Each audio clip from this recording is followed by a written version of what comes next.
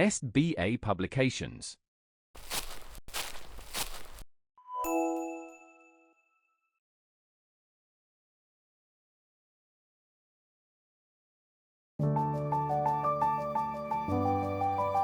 नमस्कार प्यारे बच्चों, कैसे हैं आप सब।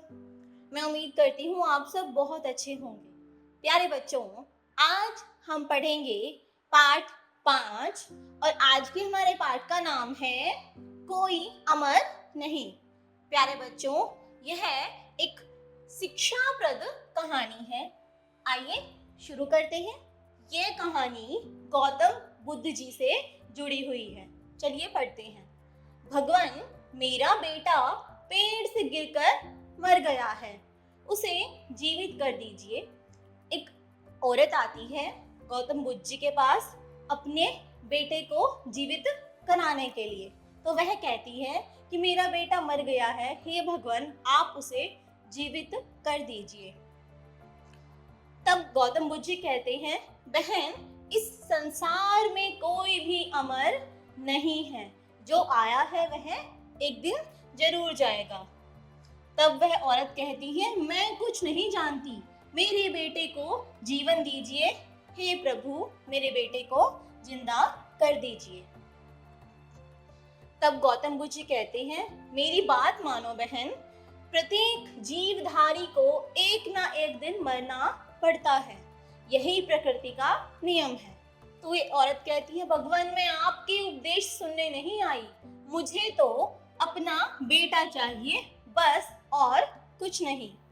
तब गौतम बुद्ध जी इस औरत को कहते हैं, अच्छा ठीक है, किसी घर से एक मुट्ठी सरसों ले आओ, मैं बच्चे को जीवित कर दूंगा, लेकिन तब वह औरत कहती है, लेकिन क्या प्रभु, सरसों उसी घर से लाना जिसमें कभी कोई मरा नहीं हो। गौतम बुद्ध जी कहते हैं कि सरसों आपको उस घर से लेकर आनी है जहां पर आज तक कोई भी व्यक्ति मरा नहीं हो। तब औरत कहती है, आहा यह हुई ना बात, मैं अभी लाई भगवान।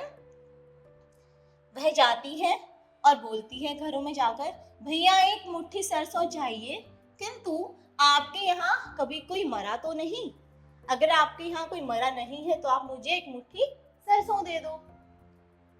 तब वह जिनके घर गई थी उन्होंने कहा, यह मत पूछो बहन, कुछ ही दिनों पहले तो पिताजी गुजरे हैं और अब माताजी भी रोगग्रस्त हैं, यानी कि माताजी भी बीमार हैं।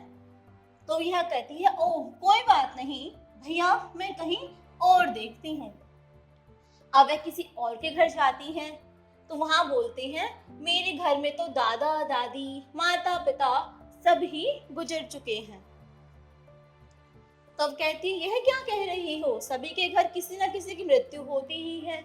एक बूढ़े व्यक्ति ने, एक वृद्ध व्यक्ति ने उस औरत को कहा कि सभी के घर कोई ना कोई अवश्य मरा है, तुम ऐसे कैसे सवाल हमसे पूछ रही हो कि जब कोई नहीं मरा हो तो ही तो आप मुझे सरसों के दाने देना। तब वह औरत सोचती है, अब क्या करूं, कितनी देर हो गई, परंतु पूरे मगध राज्य में एक भी घर ऐसा नहीं मिला जहां किसी की मृत्यु ना हुई हो। महात्मा बुद्ध के ही पास जाती हूँ वापस। वह जाती है और कहती है, भगवान मैं हार गई और यह भी समझ गई कि मृत्यु से अछूता कोई परिवार नहीं है, हर परिवार में किसी न किसी की मृत्यु तो आज तक हुई ही है। तब गौतम बुद्ध जी कहते हैं, बहन इसीलिए तो मैंने तुम्हें भेजा था कि सच्चाई का ज्ञान तुम्हें स्वयं ही हो जाएगा, जब तुम्हें चलेगा पता इस बात का कि कोई भी ऐसा घर नहीं है जहां कोई मरा नहीं हो, तो तुम्हें अपने आप ही यह बात समझ आ जाएगी। अब सोच विचार छोड़ो और अपने बेटे का अंतिम संस्कार करो। गौतम बुद्ध जी उनको कहते हैं कि अब जो हो गया सो हो गया, अब जाओ और अपने बेटे का अंतिम संस्कार करो। प्यारे बच्चों, इससे हमें यह शिक्षा मिलती है कि कोई भी व्यक्ति ऐसा नहीं है जो आया है वह जाए ना। जो भी व्यक्ति जीवित हुआ है एक दिन उसकी मृत्यु भी अवश्य ही होगी। आइए शब्दार्थ पढ़ते हैं। अमर, अमर यानी कि जो कभी ना मरे। उपदेश, ज्ञान की बातें या जीवन सुखमय बनाने वाली बातें।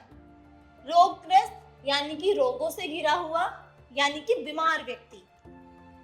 मगध राज्य प्राचीन भारत का एक राज्य, यह बहुत ही मशहूर राज्य था, बहुत ही बड़ा राज्य था।